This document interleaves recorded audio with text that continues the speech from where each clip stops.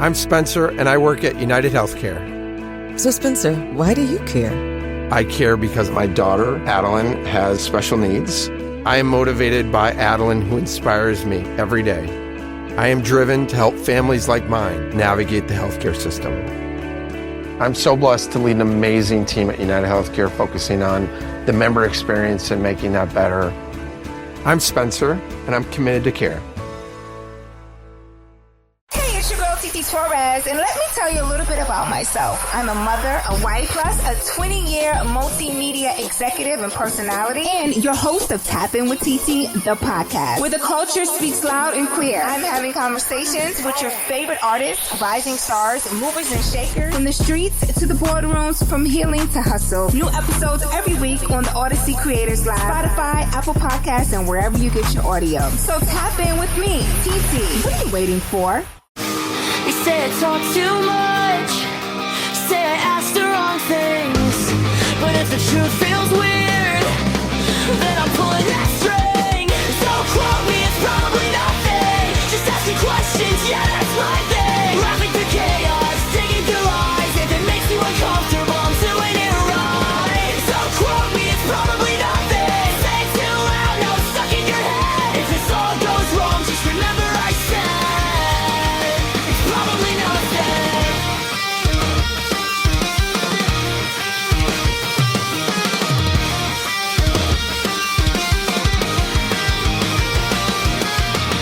I just have to tell you that I've recorded this little intro part like 3 different times because I kept talking like this. I kept going, hey. So, yeah.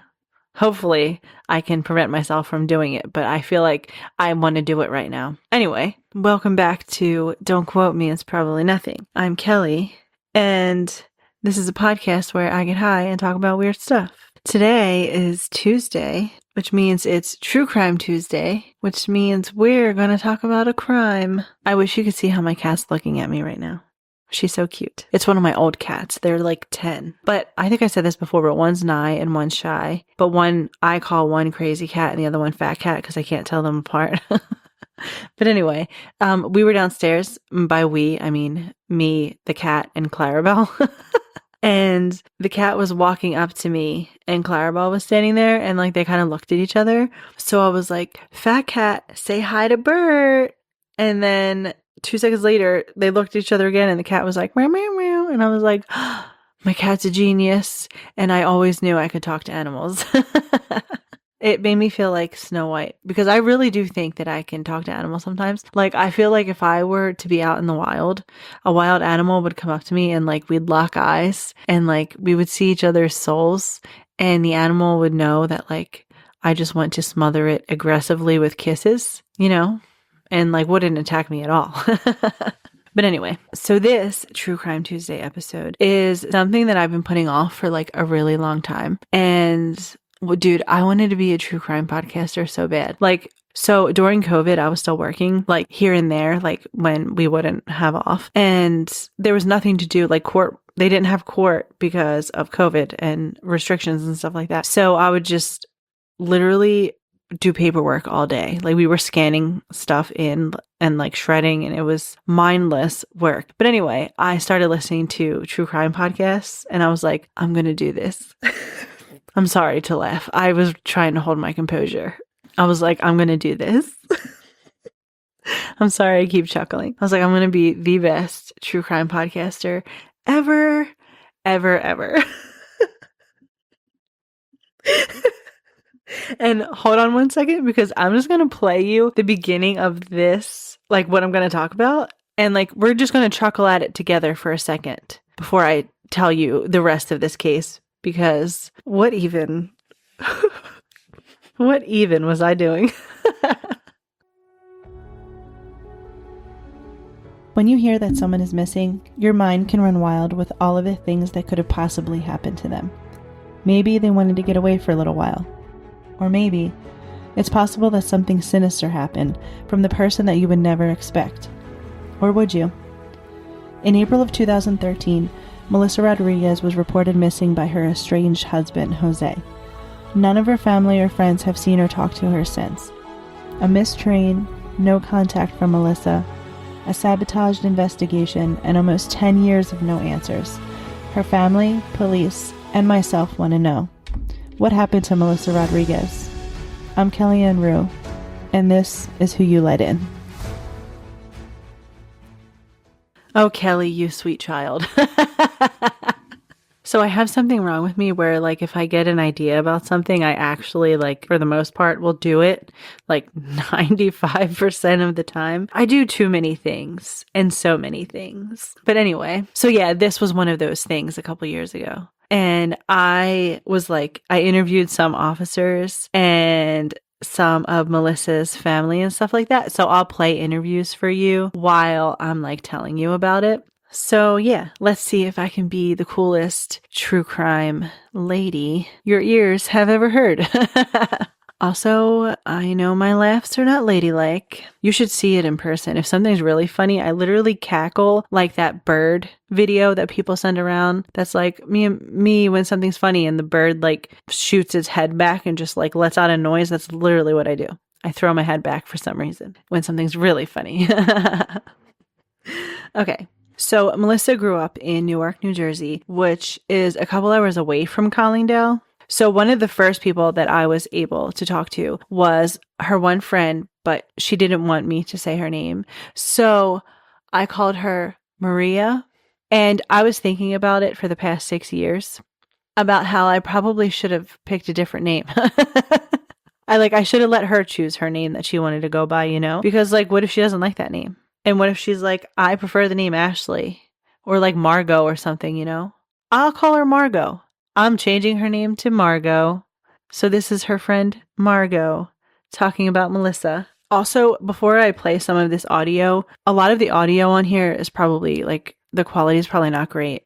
And I may have mentioned that already. And also with now Margot's interview, I'm so mad at myself because I had an hour-long interview with her and it was the most amazing interview I've ever done. Like it was so like you can feel the emotion in like obviously, but I don't know how to explain it. Like, I don't know, like when we were talking, it felt like Melissa was like there with us, you know? It's a weird thing to say, but like, and then the whole entire interview is somehow just compressed into a blank file. Like everything she said was gone.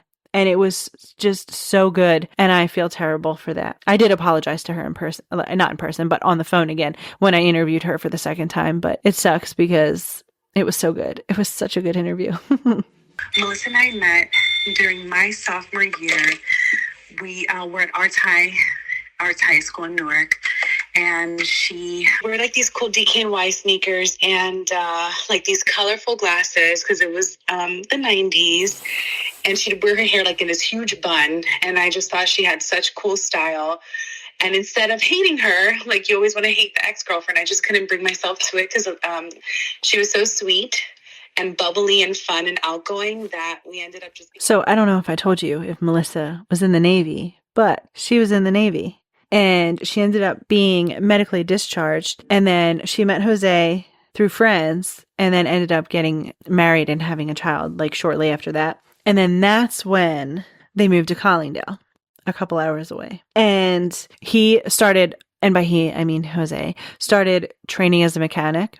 And then he got a job at Amtrak. And then he was like, hey, this drive's too much for me. So I'm going to get my own place and I'll be home on the weekends. Which, if my kids were little, I'd probably lose it. Now, I'd be like, yeah, okay, I think I can get behind this.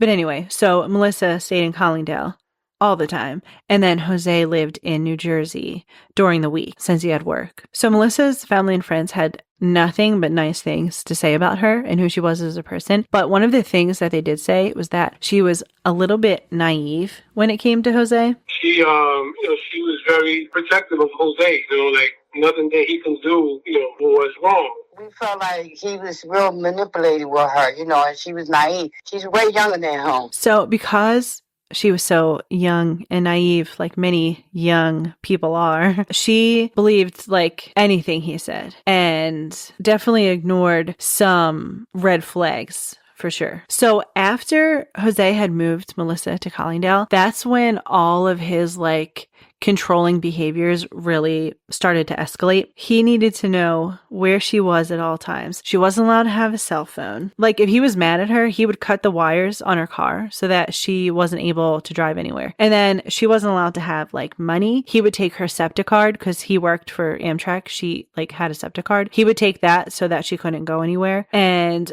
like he wouldn't give her, I think I said she wasn't allowed to have a debit card, but like she didn't have a debit card. If she would go food shopping, he would be like, oh, you can have this much money. And then this is when you have to come back. So while all of this was going on, I don't know if Melissa like would talk to her family that often and friends that often. So she would write everything down in this journal. And supposedly, I wasn't able to confirm because I don't have the journal. Supposedly, this journal contained a whole bunch of information about like her and Jose's relationship. And she carried that journal everywhere. Like, I don't know if she ever left it out of her sight from what I've heard. It was always in her purse or like close to her. So sometime in 2012, Melissa takes her girls and she's like, I'm going to go visit Margot. I'm sorry for calling you Margot if you hear this. I don't know. I don't know. You can call yourself whatever you'd like, preferably your real name. But anyway, when I was talking to Margot, she told me that she had a really great time with Melissa and the girls while they were there. And they got to do fun things and they went to Disney and they went to the beach and they just had so much fun. She did tell me that one of the days they wanted to go out to like they wanted to go dancing, you know, probably wanted to go dancing, I'm assuming. And Jose actually took Melissa's ID so that she couldn't go out anywhere.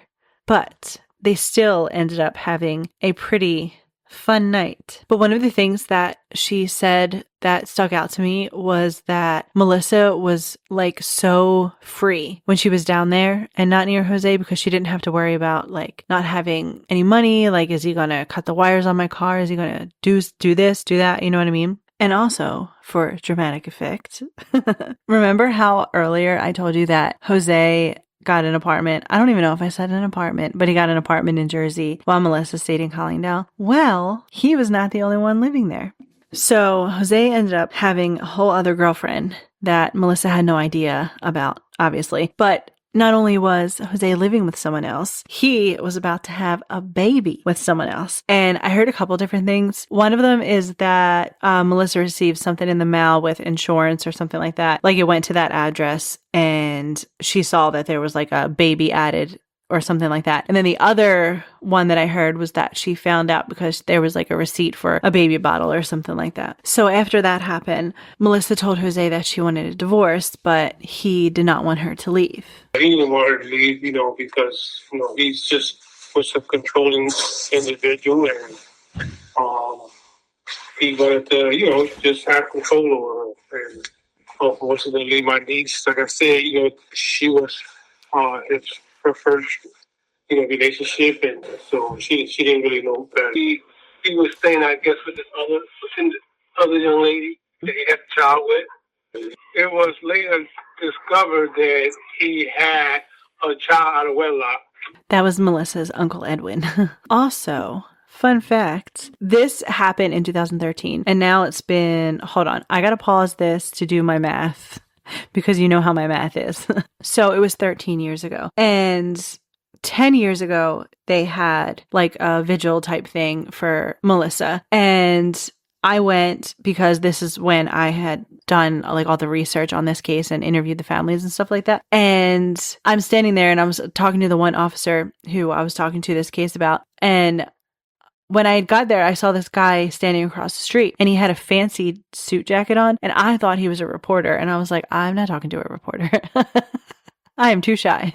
Well, also to talk to other people too. But anyway, I asked the officer, I'm like, oh, who is that? Like thinking like maybe he would say his, like it was a reporter guy. And he was like, oh, that's Melissa's uncle. I was like, oh my gosh, I am so dumb. And I felt terrible because like I didn't talk to him for a little while. So then I went over and said hi. And then I was my awkward self, you know, just standing there in awkward silence because who do I think I am talking to people face to face? But anyway, so after all of that happened, Jose stayed in New York permanently, and Melissa stayed, not New York, New Jersey permanently. And then Melissa stayed in Collingdale. And then Jose would get the girls every other weekend. And Melissa would take that time to visit her friend Evie, who lived in Newark, where she grew up. So on the weekend of April 19th of 2013, Melissa was supposed to go meet her friend Evie to stay at her house for the weekend, but she had never showed up. And I was talking to Margot, and she said that the week before Melissa went missing, Jose was living, and I'm using air quotes to say living, back at the house. He wasn't like, I don't know if he was there permanently. He was at the house sleeping on the couch that weekend. Like, he called her on the phone and was like begging her to come home, like probably saying stuff like, I miss you, I love you, which, ew, my guy. I'm going to make you dislike him. Just kidding. I'm probably going to delete that. I probably should delete that, but I'm not going to.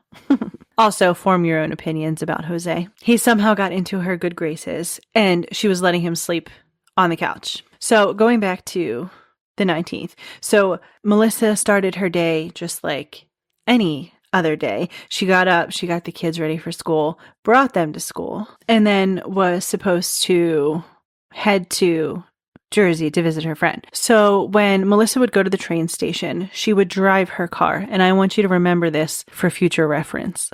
She would drive her car to the train station, take the Amtrak train to Newark, and her friend Evie or a family member would pick her up. So on Tuesday, April 23rd at 9:16 in the morning, Collingdale police took a missing persons report from Jose. And he told the police that Melissa had been missing since Friday, April 19th, and that he picked the girls up from school on Friday and brought them to his house in Jersey because it was his weekend, and that on Monday he dropped them back off at school like he usually does, but that he hadn't heard from Melissa all weekend, and that on Monday he sent her a text but got no response. Then he told them that around like 4 o'clock on Monday afternoon, he received a call from the girls' school that they hadn't been picked up. So I'm going to play a clip. His name's Bobby Adams. He was the, I think, police chief at the time, but he's going to explain it to you. Bob Adams, ADAMS. I was hired in Collingdale on May 23rd, 1980. Started a part-time patrolman. In 1988, I became full-time. And then in 2007, I was promoted to police chief. And then in 2017, October, I retired. While I was there, while I was there, I started as a part-time patrolman, juvenile officer, then detective sergeant, and ultimately retired as police chief. I was there a total of 38 years. We only had at any given time, there was only one detective. So for major cases, major incidences, homicides, shootings, we would call in the county detectives to assist because there was only one person, myself. It was a Monday where her husband came to the police station through one of the officers to report her missing. Hadn't heard or talked to her since Friday. Said it was very unusual. He had the kids that weekend. He spoke to her on Friday. It was his weekend with the kids, and she was going to a friend's house, and that's the last they spoke. Question was raised initially, why did he wait till Monday to report her missing? And he didn't, his answer at the time was he didn't really realize she was missing because it was his weekend with the kids. The one thing that distinctly I remember that just really I just keep going over in my head is that she had no credit cards, no debit cards, nothing in her name. He would give her cash. The car was in his name. Something wasn't right. We spoke to some neighbors. They said they constantly fought. I think we had a couple prior domestics there. He was very standoffish. He was very protective of the house initially. And something just wasn't right with the entire scenario. We interviewed him. He was very standoffish, wouldn't really talk to us that much. And I specifically remember on the front lawn, Channel 6 was interviewing him with Dan Cuellar. And in the middle of the interview, he just stopped and walked away, went in the house and stopped talking. So I'm going to play you that news interview, and then I'm going to play you another one that I found. I really had to dig for this one, but it kept cutting off like 40 seconds in, and I was getting so mad. But I'll play like the news interview first. Melissa Rodriguez, a 21-year-old mother of 2 children, was supposed to go visit a friend in North Jersey on Friday, April 19th, but she never made it. She was reported missing by her estranged husband on April 23rd after she failed to pick up their kids from school. Back then, we asked him what was the best that he could hope for. We have our 2 daughters And I just wanted to come back. I mean, be safe. Okay, so here is a couple seconds of the unedited part of that interview. And I did email like the news company and put in like a request for the file, like, or video or whatever, because they can send it to you if it's archived, which it is, but I just never heard back from them, which is kind of annoying because I wanted to hear the entire thing. Because he literally, like, you can look it up on YouTube and still find it, but it's the one that I just showed you where they, but like he really does just stop and walk away in the middle of the interview. But I need to hear the rest of the unedited interview because I want to know what they asked that made him get up and walk away. You know what I mean? Can you tell us about your wife, the last time you saw her, everything that was going on? Last time when she was seen was on Friday. She went to Jersey, I guess, to visit friends. She's 30 years old, 5'5", probably 130 pounds. Last suitcase, she had like a pink suitcase. How was she gonna get there? She gets there train. Which train? SEPTA, Amtrak. Does she normally walk there or drive there? Walks. So it stopped abruptly because it like ended up playing an ad and then went to like some current video, so I couldn't see the rest of that. But if you heard him towards the end, when they asked how she would get there, and he said train, and then, well, how did she get to the train? And he said walk. Okay. And then also, I want you to remember, tuck it away, like SpongeBob's little filing cabinet in his mind, tuck it away in your mind that he mentioned a suitcase, which was really odd, and that it was pink. So just remember that too. So in February of 2013, the police ended up being called to Melissa's house because she had tried to leave Jose. So she took all of, well, whatever belongings she could, and she packed stuff up for her and the girls, and she put them in bags. And Jose pushed her out of the way and then grabbed the bags and tore them up and like threw them all over the front lawn. So she ended up going to the courthouse to file a PFA, but she was denied. Now, I will say, since working there, because of this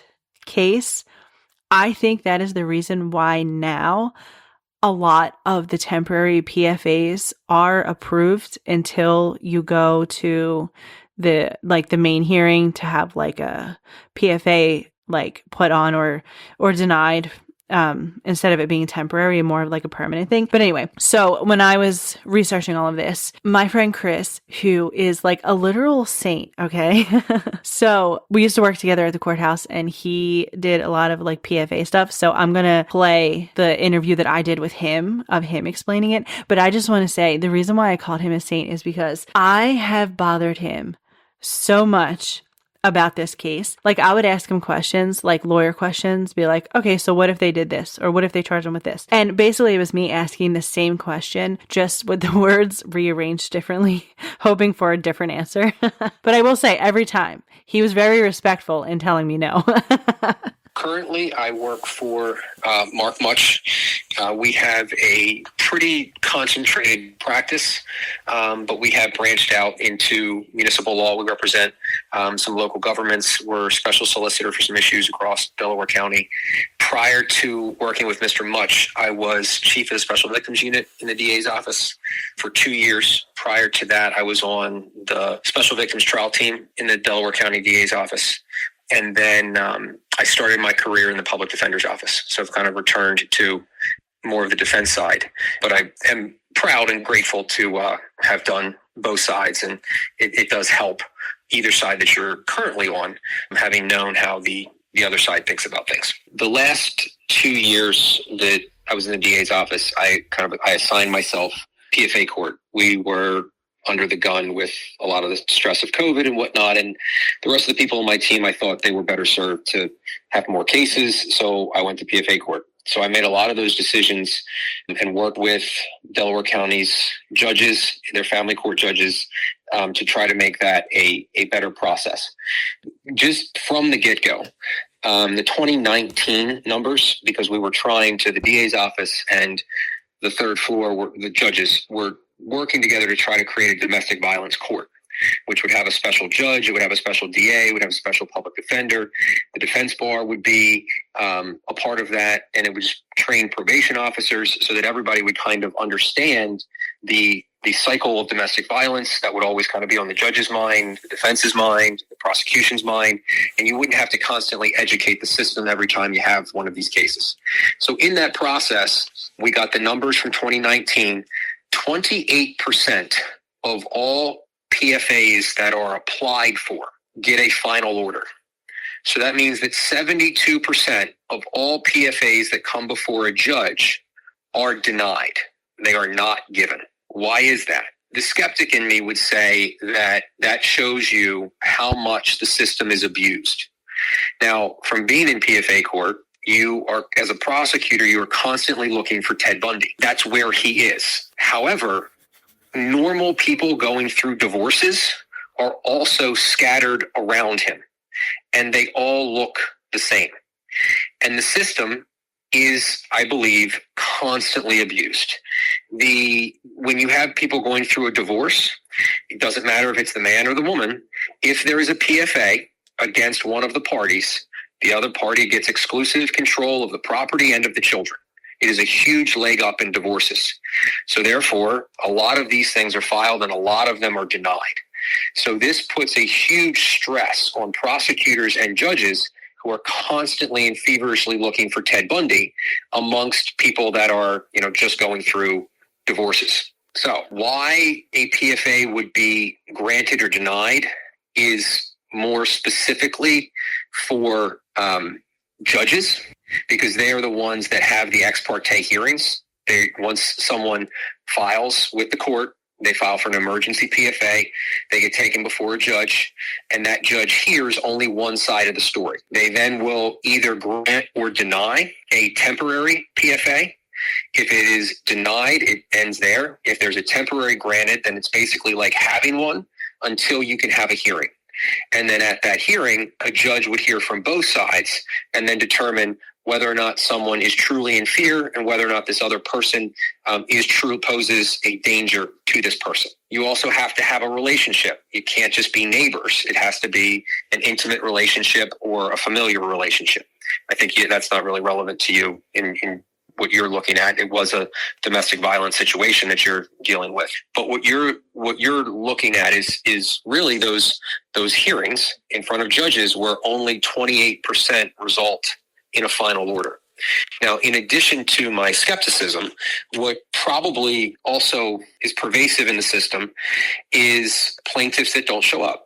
As I'm sure you're seeing and researching the domestic violence cycle, people forgive their abuser a lot, or they are incredibly terrified of their abuser.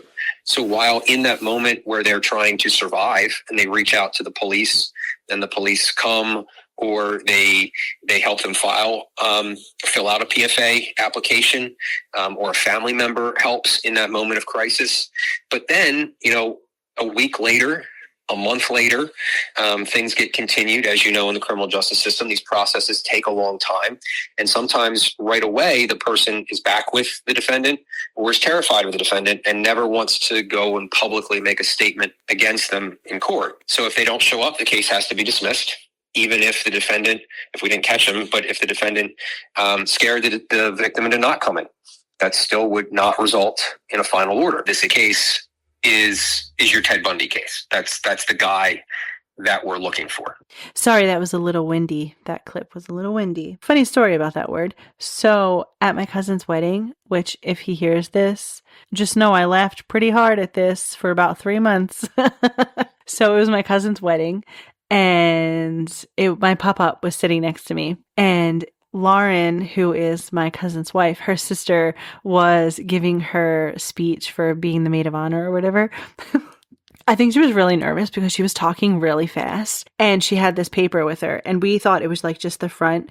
And then so she goes through this long thing, and she's reading from her paper, and she's like, "I'm so glad Lauren and Jared are getting married," like that, except like a high pitched voice kind of. And she flips to the next page, and you can literally hear everybody kind of like, but that's Sorry, I'm trying to compose myself. That's not the funny part. The funny part is that my grandpa is very hard of hearing and it's really quiet. And she's in the middle of talking. And my grandpa was just like, boy, she's windy.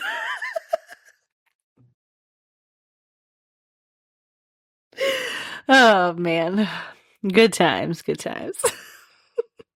I love old people. They are just the best because, just great. Why am I telling you this? So Chris also mentioned that sometimes the person will forgive the abuser or they'll get back together. And I mentioned earlier that Jose was living back at Melissa's right before she went missing. He was sleeping on the couch. I have met Jose. I mean, he came here one time to pick her up, a couple times to pick her up and the kids.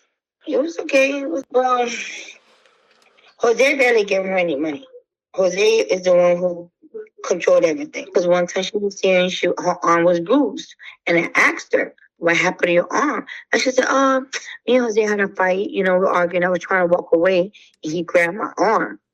I said, but that's a bruise. What the hell? And she was like, yeah, but it's okay. We're okay now. But Melissa used to come here. And he used to go visit his father. She would drop her and the kids here. His father lived not too far away from me. So I know Jose. We have spoken. I went to a birthday party. He was there with her, like a family. He was a normal guy, except one day she was here. We went. Where did we go? It was me and my friend that had company, just a bunch of girls. So I don't remember. All I know that we ended up at his father's house. And that's when I saw him. He was aggressive because she was going to get back in the car with us. And she said, if you get back into the car, you'll see what's going to happen. So one of my friends was like, wait a minute, is he threatening her? So just to recap real quick to get back on track, because I think I talked about a bunch of different things. Melissa dropped the girls off on Friday, April 19th. She was supposed to go to Newark, New Jersey to spend the weekend with her friend Evie, but she never made it. Around 4 p.m. Monday afternoon, Jose received a phone call from the girls' school saying that they were never picked up. And then the next morning, on April 23rd, that Tuesday, he called Collingdale police to report Melissa missing. However, 2 days, 2 full days before Jose reported Melissa missing, he went to his work unannounced and signed out 2 mop heads and a gallon of industrial strength cleaner. So what would you need that for, my guy?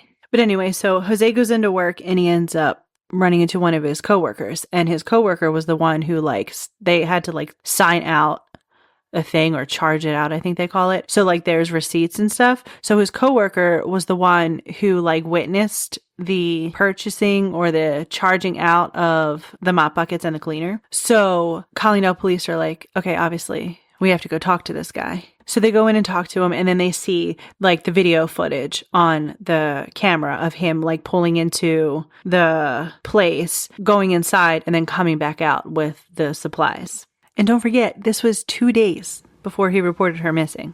Without being 100% accurate, I know we got mop heads, bleach, a bucket, rags, trash bags, all things, in my opinion, that would be consistent with cleaning up and disposing of something. Okay, so I'm going to go back a little bit and talk about Jose's initial interview with police. So Jose reported Melissa missing on the 23rd. No one had seen her since the 19th. And then on the 24th, the police contacted Jose. And he basically told them the same thing that he originally did, that he dropped the girls off at school, after he had them for the weekend, and he didn't know she was missing until he got the phone call that they were never picked up from school. But the crazy thing that I want to tell you is that when the officers were like, hey, dude, they didn't call him dude, but they were like, hey, do you know why we called? And this guy said, and I quote, because they found a woman's body floating in the Passaic River. I think I had a record scratch in the other episode, but record scratch that, okay? Because who even says something like that? You sound guilty, my guy. But anyway, so the officer that he said that to ended up contacting police in New Jersey or New York or something, because I think the Passaic River, from all the times I looked on Google Earth, is it kind of goes between the two. And so he called the police up there, and they found out that, yes, a woman's body, in fact, was found earlier that day or the day before or something like that. Which such an odd thing to say, you know, because what does that have to do with your wife missing? But I spent a ridiculous amount of time on Google Earth looking at the Passaic River, and I was like zooming in. Like, this was all when I was researching all of this years ago. But I was like zooming in to see if I could find like something in the water, you know? And then I have checked like NamUs, and I had emails out to like other places to see if there were any like Jane Does found. But what I found in my little sleuthing that I did, so the Passaic River is like a big, long river, okay? And when I was talking to Melissa's friend, Evie, she mentioned that Jose's dad lived like kind of not far from her. So I was able to like figure some stuff out on Google Earth because like you can see everything, but also the internet, you can find anything on the internet, okay? And Jose's dad's house, if I picked the correct area, the Passaic River is close to his dad's house and Melissa's friend Evie's house and Penn Station, which I forgot to mention that Penn Station was the train station that she would come in at when she took the train to visit. Like, that's where she got off. But anyway, so after Jose makes that comment, when he was on the phone with the officers, they were obviously like, okay, this guy needs to come in so we can talk to him. So he's like, yeah, okay, I'll come in. I'll come talk to you. He was like, I'll be there by like 12:30. And then 12:30 rolls around and he doesn't show up. So they call him again and he's like, I'll be there this afternoon.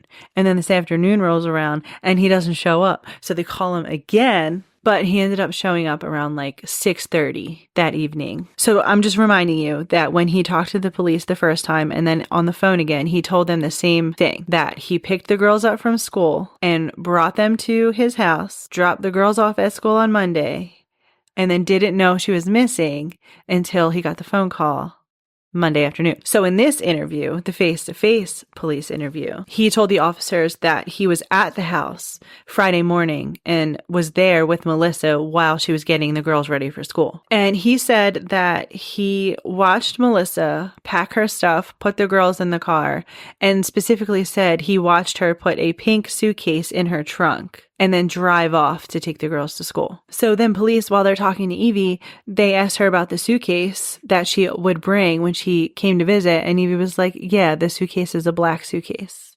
I've never seen a pink suitcase in my life. But anyway, so then he tells the police that Melissa asked him to keep the girls for an extra day and that she was going to pick them up on the 24th, which was Tuesday. However, what Jose didn't know is that Melissa was supposed to start a new job on the 24th. So she had every intention of going to Evie's house for the weekend and then coming home and starting her new job to start like her new life, you know, without him, which I'm just going to give my opinion for a second. Considering how controlling he was, it does not surprise me one bit that he would get angry over Melissa wanting to separate herself from him and to get a job to better herself. But anyway, Jose also originally told the police that he had left for work early in the morning before she had gotten up to take the kids to school. And that when he found out that the girls hadn't been picked up, he called a friend to go get them.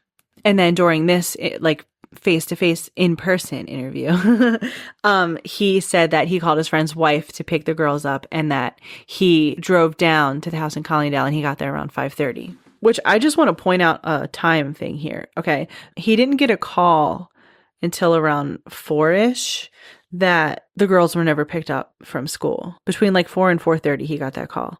He lived in northern Jersey. I think it was like Neptune maybe at the time. So just for context, or is that the correct word for me to use? Oh, I feel like I sound so smart right now. Anyway, just for like, I don't know, that context was good. We'll go with that. Okay. So if he got the call between like 4 and 4:30 and he arrived in Collingdale at around like 5:30, the distance from Neptune to Collingdale is about like 90 to 100 miles. So it would take about like an hour and a half to 2 hours to get there. So if you got there by 5:30 and you were coming from that area, or even if you were at work and you're coming from Newark, I think Newark was even a little further. But anyway, what I'm trying to say is that he made it there pretty quickly, like in pretty good timing, because maybe he was at the house in Collingdale. But that's just my opinion. That's not like fact or anything like that. So when Melissa would go visit her friend Evie, she would take her car to the train station and then take the train into Newark. Jose told them that he was using the car all weekend because Melissa left it at the house. And in that interview that I played back for you a little while ago, he told the journalists that he was talking to, or the reporters or whatever, whatever the word is, he told them that she would walk. How was she gonna get there? She gets there on train. Which train? SEPTA, Amtrak. Does she normally walk there or drive there? Walks. Prepare to get angry with me for the rest of this episode. Because I lost sleep, so much sleep. I mean, I can't even imagine how much sleep her family has lost. So I feel sad for them, that for having to go through with this. However, I would be, is the word remiss or amiss? I'm not even going to try and sound fancy. I would be lying if I said that this case did not keep me awake at night. But anyway, so Melissa always took her car to the train station, which Jose did say initially. And then in person, at that interview that I just played for you, he said she walked. And then he told police that he had the car all weekend. And Melissa didn't have any other family, her family did not live in this area. So it's not like her family member could pick her up. She had a couple friends. But anyway, so I reached out to one of Melissa's other friends, but she wouldn't talk to me because it still makes her upset. So she didn't want to, which I respect. And so I'm just going to call her Brittany, and I'm going to read some stuff from her, from the information that was given to me from the police.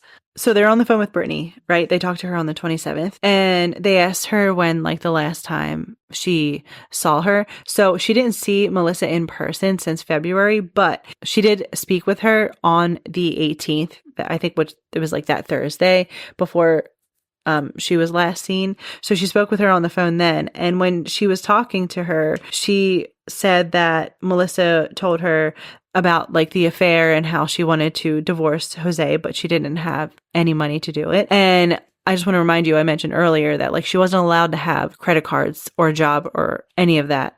He was just so controlling, So anyway, so Brittany's talking to police and her phone rings, and she looked to see who was calling, and it was Jose. But she was not answering. Okay, so I wouldn't answer either. But anyway, so then when she didn't answer, Jose called her husband, and he answered. And you want to know what he told him? He said, "Oh, you don't have to worry anymore. Melissa's been found. She was just hiding out somewhere." I should put another record scratch in here. There's more. There's a couple more record scratches coming. I promise. So when he said that, one of the detectives looked on Facebook and quickly realized that Melissa is still missing and she had not been found. He was doing things to try to sabotage the investigation. Telling people, "Oh, Melissa was found," and so he went around the stores and started taking down, the missing person sign. Saying, "No, they found Melissa was found," so which wasn't true. So Brittany then in the interview mentions Melissa's journal, and she confirmed that Melissa writes absolutely everything in this journal. But then she was like, "I think Jose has it," which if she brought it everywhere with her, why would Jose have it? So while this is going on, Melissa's family is canvassing the neighborhood. They're asking people stuff. They're hanging missing posters on the telephone poles. There's Wawa down the street, and they were hanging the missing flyers on the bulletin board in there. They were just everywhere doing their thing. Okay. And from talking with Evie, I remember her telling me that Jose was there, but he was not interacting with anyone. They said he was so uncomfortable, and he didn't say hi or anything. So not only was he being shady AF, he was ripping the posters down and then going up to people and being like, "She was found. You don't need to hang these up. She was found. We found her. Just kidding. She's not missing." That's basically what he said. And then he ended up getting a lawyer not long after that. I was like, why? What for? He lowered it up. real fast. And we was like, why did he load it up? Nobody's saying, pointing fingers at him at all. We never once said, oh, you know what you did to her or where she was. No, we never, nothing. We would just like wonder where she's at. What could have happened to her? But him causing, saying that he did something to her, not at that moment, but when he loaded it up, that means he was hiding something. That's when I said, something's not right here. He loaded it up. That's called guilt. So fast forward to April 29th, Jose's work truck ends up getting like confiscated, if that's the word I should use. The police ended up issuing a search warrant, so they were able to take the truck and look through it. And eventually we did find the truck and we towed it and impounded it. Because I remember the night we impounded it, all the news crews showed up at the police station as we flatbedded it from the police station out to the county. And initially on the truck, they found a speck of blood, but later it was determined to be fish blood. Thought it might have been her blood. On May 1st, Jose's friend's wife, the one who picked the kids up from school, she was interviewed by police. So she tells them that she picked up the girls on Monday and then brought them to another friend's house, and we'll call that friend S. So then S tells police that Jose stayed with the kids from the 19th to the 22nd, which was that Monday. But then she also mentioned Melissa's journal. And then later that day, the police interviewed Melissa's kids, and then they also mentioned Melissa's journal that she like brought everywhere. So on May 1st, a neighbor was walking by the house around like 1 a.m. and he saw that Jose was digging in the backyard. And so they had a pool and he was digging by the pool, and then he was taking the dirt and then moving it to like the side part of their yard, but the whole yard was enclosed.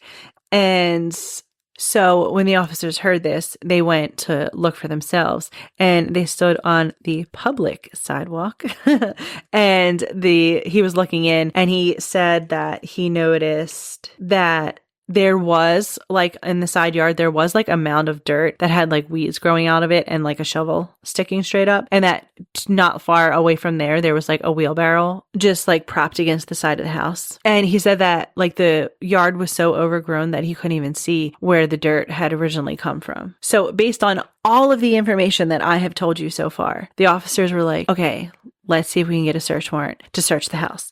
So they did. Also, I'm going to play a clip real quick, and I just want to let you know that the whole time that Mr. Adams was talking in this clip in the beginning, he kept tapping his pen against the desk. So that's the clicking you hear. I will do my best to edit it out, but I cannot make any promises.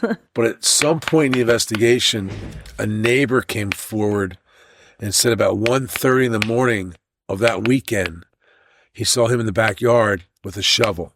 We did a search warrant on the house, and we brought in dogs. So when I was reading the affidavit, like the search warrant application thing that they gave me, that's where I got like most of this information from. Well, actually all of the information I got from this, other than like what the family has told me. But anyway, so obviously I was like, I need to go full detective here. Okay. I have to do this for sure. And I was like, I'm going to contact the guy who had the dog to do the search warrant, the cadaver dog, you know? I was like, I want to talk to him. I want to talk to that guy. And then I was like, this is going to be the best podcast ever.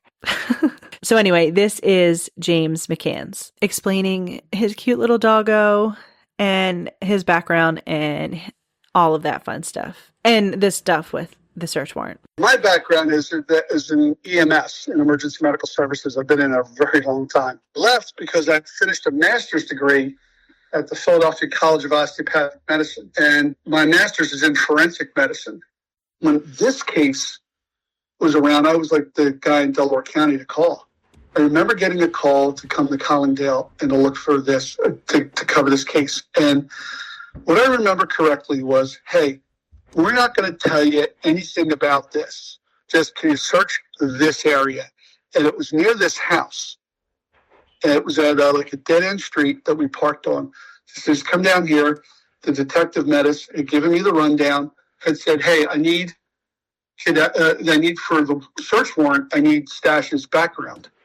Like, what does he, like, tell me about him. I said, continuously certified. You had to recertify every so often. And had this many fines, this many awards, like had done great stuff. He was reliable.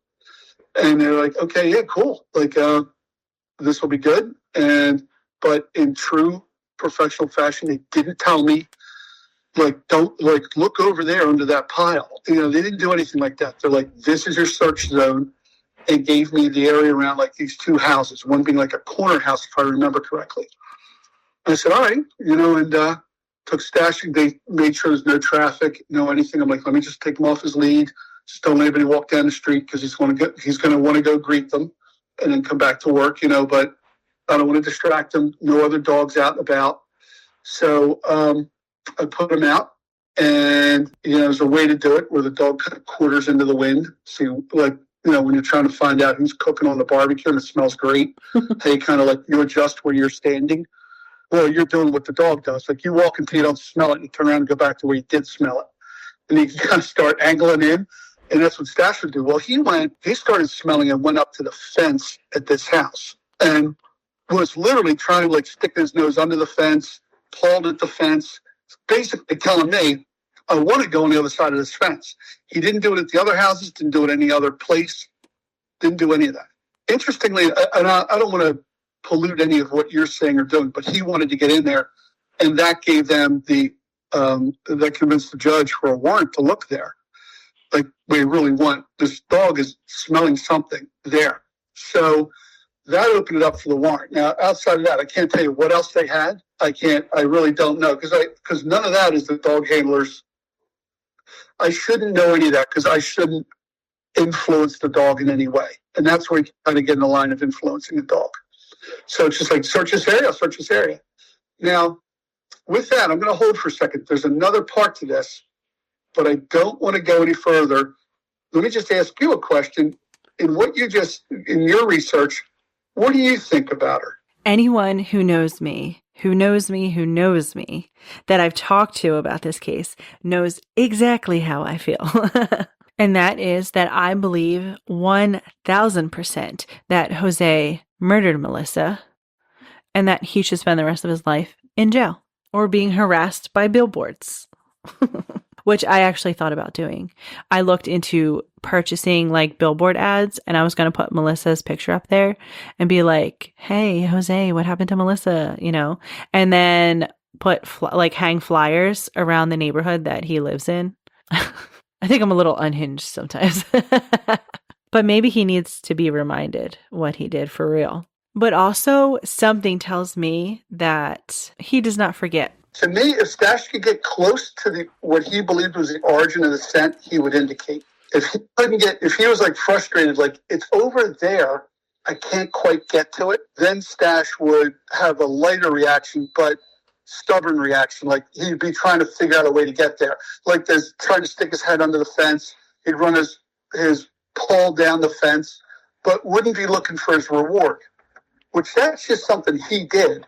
Like he would turn around and look at my pocket like it's time to give it to me. I found it. And that was always like, to me, I was like, that was always like such a strong indicator. I'm like, oh, he certainly did find it. I mean, here it is. Dash had that indication of, that thing of, I can't quite get to where I want to be. And we couldn't because we didn't have a search warrant to go into the house yet. It was Stash's action that got us to the search warrant. To me, it was really obvious that Stash smelled something. I'm like, he knows it's there. Where it is, could it be in the house? Could it be buried in the ground right there? Could it be in the trash can? Could be anywhere. He's telling me I'm interested in something on the other side of that fence. So we established another search warrant, more probable cause, to search the yard with cadavers. Because at the time of she went missing, there was a boat in the backyard that we never searched. Mm-hmm. And subsequently, the boat disappeared. We have no idea where the boat went. And then there was a shed on the side closest to Sharon Hill, closest to McDade Boulevard, that is now gone. It's gone. It's not there. So we did it with the dogs, and they kept hitting on the back wall of the house where that shed was. And then we took them in the house, and they kept hitting on the basement floor in the back of the basement, which would be the opposite wall from the foundation to where that shed was. So our thought might have been in the investigation that at one point she was in the shed, if in fact she was murdered. was in the shed, and secretions from her body went through the stone floor of the shed into the ground and traveled the point of least resistance, which was the foundation, and then worked their way underneath the house. With the secretions, with rain and all, because it had been a few months before we did the cadavers. So we literally destroyed the basement. Came with jackhammers and sledges and took out 2 foot by 2 foot sections. And the cadaver kept hitting on it, but there was nothing there. So then we brought a backhoe in the side yard, and we dug up where the shed was to see if she in fact was buried there. And again, just the cadavers hitting, but no physical evidence. At that point, we kind of felt that if in fact there had been a crime, she was in that boat, because the boat was now gone. It was just gone. It's called a grit search. They gritted the whole yard. There's this machine we brought in, a very expensive machine. It x-rays the ground. And we did that, and it was hit by that dirt mound. So we dug all that up. It almost looks like a lawnmower, but it's an x-ray machine. And it can go so many feet into the ground. It can see, it would see a skeleton formation. No, there was very few places left to search in that house that we didn't search. They even brought luminol in and did the walls. So there's any blood splash or blood. The other thing you have to realize before you answer the question, the other thing you have to realize is if in fact there was a crime committed on Friday, the suspect, and I'm not saying his name, had 3 days to dispose of all the evidence, and at his leisure and his time, he came to report her missing. So if this crime committed on Friday, hit Friday, Saturday, Sunday, Monday, to clean up, to dispose, to get rid of everything. And what was really unique with this whole situation was he flew the kids to Puerto Rico, the 2 daughters. He flew them to Puerto Rico, and I think his belief was that there was no extradition from Philadelphia, from the United States to Puerto Rico, but he failed to realize that it's a tributary of the United States. And there was an FBI office in Puerto Rico that we were in communications with. His lawyer blasted me in the press, blasted the police department as being, it was too much of a focused investigation. We didn't do a proper search, and slandering his client, throwing his name out there that I'm incompetent. It's a whole article on me. Because at one point, if you remember, because you were from that area, we brought in like 20 officers, and we searched the entire cemetery. We walked the cemetery looking for any fresh, what appeared to be fresh graves that weren't on their registry. They went across the street and dumped because right ahead where that back house is on Beechwood, that dead ends right into the cemetery. Well, the cadaver dogs in there, and they responded, to, I guess, something. But, they had plenty of time to get rid of any evidence that may have existed, So they go in to look for everything and then kind of come up empty-handed, kind of don't. But I want to go back to Melissa's journal for a second. So everyone that I talked to, that the police talked to, all mention a journal. And her one friend did say that she kept like every single intimate thing in that journal. And Melissa had texted her friend in February. It was like February 25th. The text said that he read my secret journal and he confirmed the baby. So it was around that time that she confronted him about the baby and stuff like that. But with Jose, like reading her journal, and especially since she called it a secret journal, I do know that Melissa was kind of seeing someone. It wasn't like anything serious, I don't think. Like her friends said it wasn't really that serious. It was just like someone that she talked to. And I do know, I believe, I don't know for sure, it's just something I heard, that she did write about this person in her journal and how like nice it was to talk to him because like he made her feel good, which I'm sure based off of how Jose was. And I feel like him reading that, because he was so controlling and like the type of person that he was at this time, like there's no doubt in my mind that he got super duper jealous, even though he had a whole family, a whole other family in a different state, but couldn't let her have this. Like, but anyway, so after all of this, they still haven't found Melissa, and Jose gets a lawyer.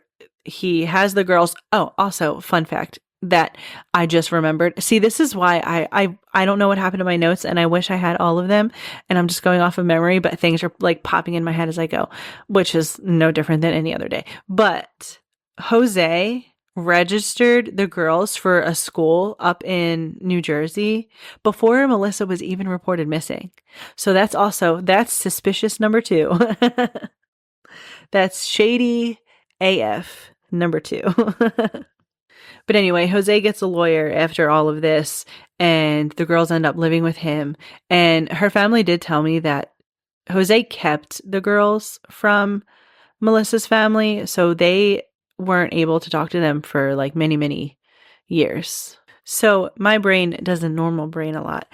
And what I like to do is consume every bit of information that I can about something until I literally can find no more. Okay. So the internet is a wild place. I know I say this all the time, but it literally is. You can literally find anything on the internet. Okay. Jose worked for Amtrak. And I mean, this obviously was bigger news. This wasn't hard to find. But what I'm telling you after this was hard to find. So Jose had worked for Amtrak, and apparently he was stealing chainsaws from them, and he was selling them on the street. He sold a chainsaw to someone, and something happened with it. The person went to like Home Depot or whatever. They checked the VIN number, comes back as stolen. He gets caught, charged, goes to jail. And the day that he was sentenced was on April 19th of that year. And that's the last day that Melissa was seen alive, April 19th of 2013. What a wink. What a universal wink that is. But anyway, so in my internet web sleuthing that I spent many, many, many sleepless nights on, I found that he is no longer with the woman that he was with when all of this happened. He is remarried, which I wonder if his new wife knows that like he allegedly murdered his ex-wife. Like, I wonder if she knows. But anyway, so I did call the other woman that he had a child with a few times. I left a message, but she didn't answer. And then she actually up and moved to a whole different state. I do know what state that is, but I'm not going to like blast it all over for the internet ears to hear. While I was researching this, at some point, Jose was still in prison. So the friend calls Jose, and I guess it's like a 3-way call, or like maybe his wife had called the jail and he answered, and then she 3-wayed the friend. I don't know. And either way, it was like all of them were on the phone call. He was like, hey, I think the police want to talk to one of your daughters, because they're both over 18 now. And because she was older, I guess the police wanted to talk to her. They wanted to ask her questions. And so this friend was like, oh yeah, maybe I'll call him and let him know, because, you know, she's still missing. We can't believe she's still missing. So they're on the phone and he's asking about it. And Jose literally starts freaking out. And he's like, this case is closed. I don't know why you're bringing this up. Blah, blah, blah, blah, blah. Well, I bet you he was shitting his pants when he found out at that time that this case was not closed and that it's still being actively investigated. I bet you he was shaking in his boots. But also because I could not be the best true crime podcaster in the world without doing this, I had to call and talk to Jose myself. I'm not going to lie, I was really nervous to even call, but it didn't last very long. Also, before I play this audio, I just want you to know I was sitting in my car, the windows were down, my daughter was at softball practice.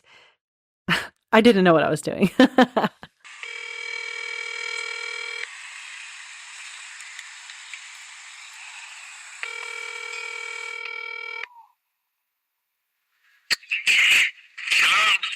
Hi, may I please speak to Jose Rodriguez?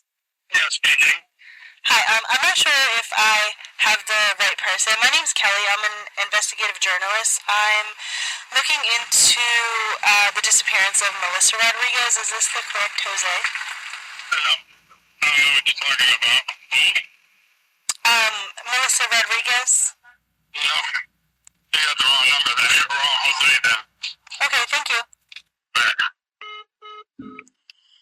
Now, as someone who has literally listened to Jose's voice for many, many, many hours, and I confirmed the phone number.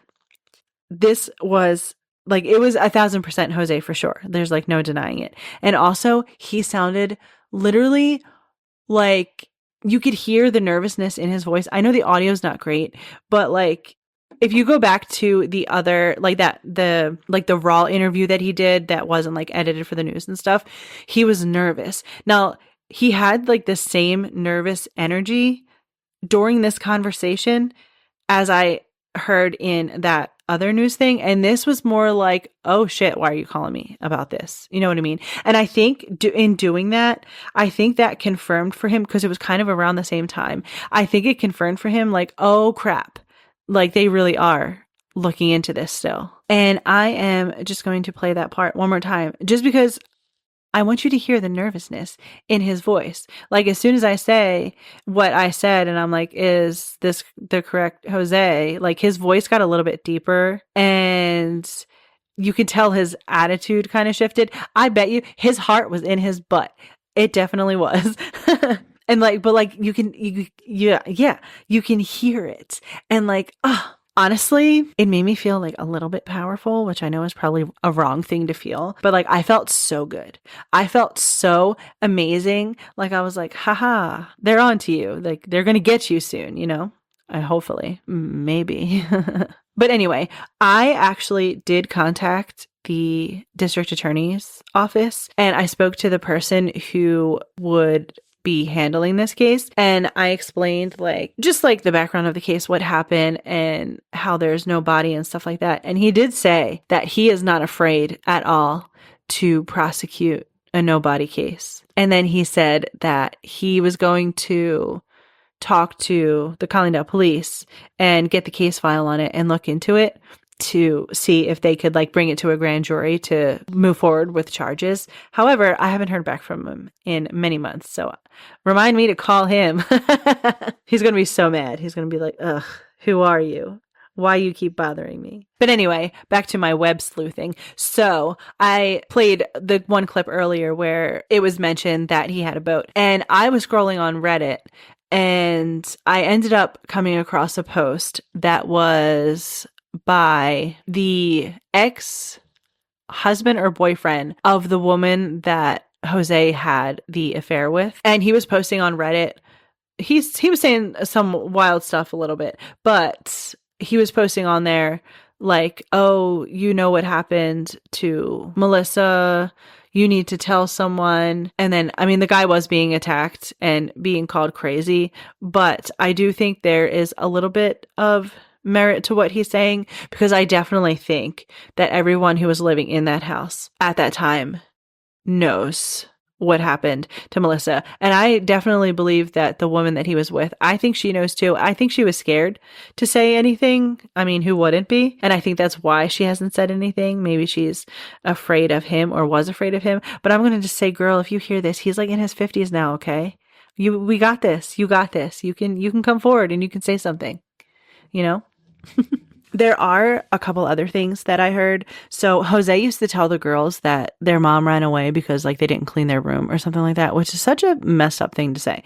And then also there's a rumor that he had help from one of his cousins who had just recently gotten out of jail around the time that Melissa went missing, and that the cousin supposedly is part of a gang called the Latin Kings, and that they had helped him dispose of Melissa's body. And then there's also another, I don't know if I could call this a rumor.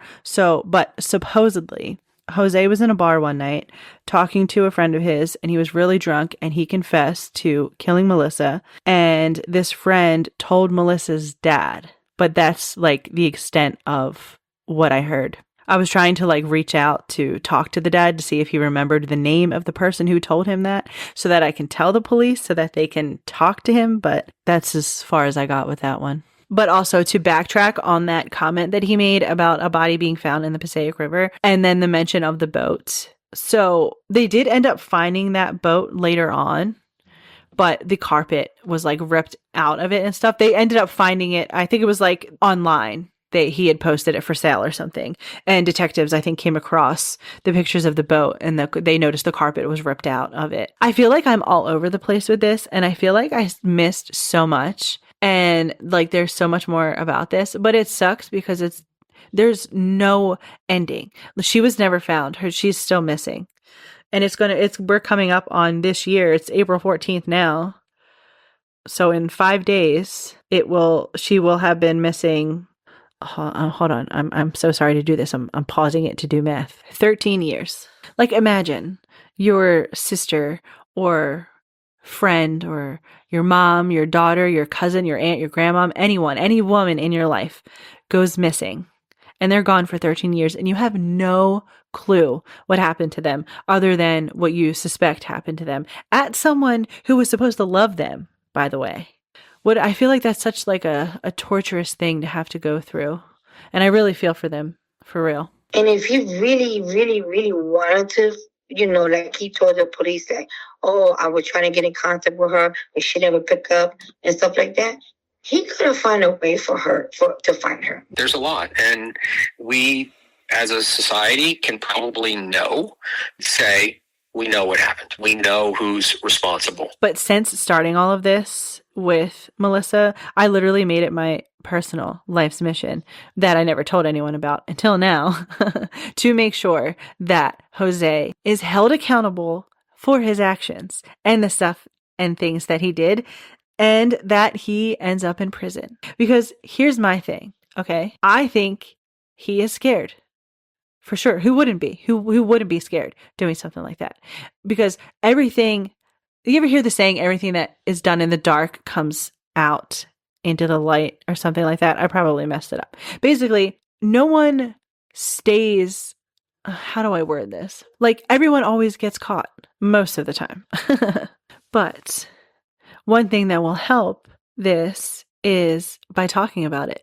So after you listen to this episode about Melissa, you don't even have to share the episode. I want you to tell someone everything you heard about Melissa and this case, and then have them think about posting flyers in New Jersey, where he lives.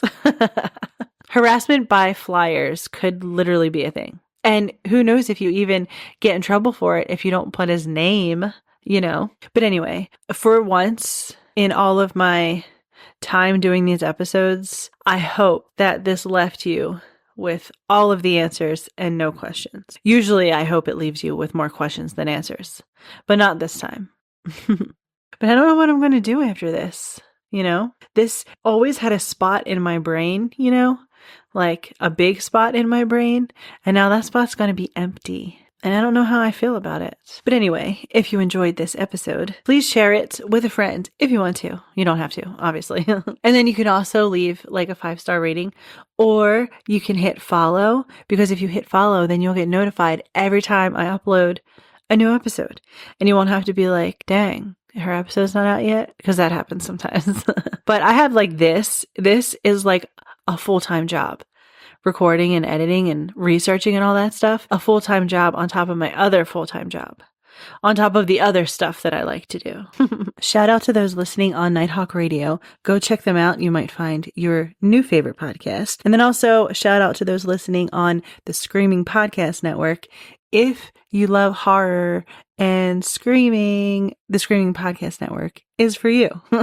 Maybe. But anyway, there's like tons more that I think I'm supposed to say to you, but I'll just say them on Friday because I just can't remember anything right now. But the song of the week this week is something I can remember. It's by The Last Good Chad, and it's called Ash in Tears. And I'm going to play it for you right now so you can listen to it, and then you can go stream it wherever you get your music. Stay weird, stay curious, go be kind to someone for no reason, and go be amazing. Can we go back in time?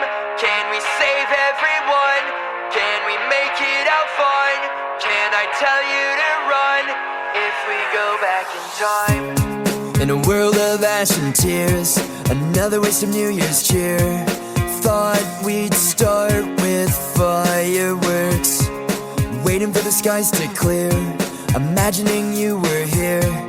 Thought mistakes could be reversed. Getting flame reignite? Will it last through the night? Why'd we stay behind, not knowing why? Can we go back in time? Can we save everyone? Can we make it out fine? Can I tell you to run? If we go back in time, would it change what we've done? Would you somehow be mine? Would we leave our loved ones? If we go back in time, the glow of fading flames, only ourselves to blame, clinging to a dying spark, waiting for the winds to shift, dreaming of the life we miss, wishing time could heal the scar. Why'd we let it charm? Are we not who we are? Hope feels so far away from now. Can we go back in time? Can we save everyone? Can we make it out fine? Can I tell you to run? If we go back in time, would it change what we've done? Would you somehow be mine? Would we leave our loved ones? If we go back in time, breathing in the embers, sparks will fly, surrender, smoke will rise and disappear. Remember when you were here? Can we go back in time? Can we save everyone? Can we make it out fine? Can I tell you to run? If we go back in time, would it change what we've done? Would you somehow be mine? Would we leave our loved ones? If we go back in time,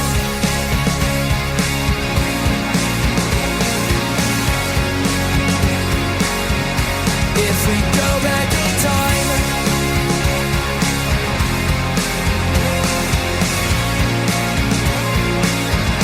if we go back in time. I'm Spencer, and I work at United Healthcare. So, Spencer, why do you care? I care because my daughter, Adeline, has special needs. I am motivated by Adeline, who inspires me every day. I am driven to help families like mine navigate the healthcare system. I'm so blessed to lead an amazing team at United Healthcare focusing on the member experience and making that better. I'm Spencer, and I'm committed to care.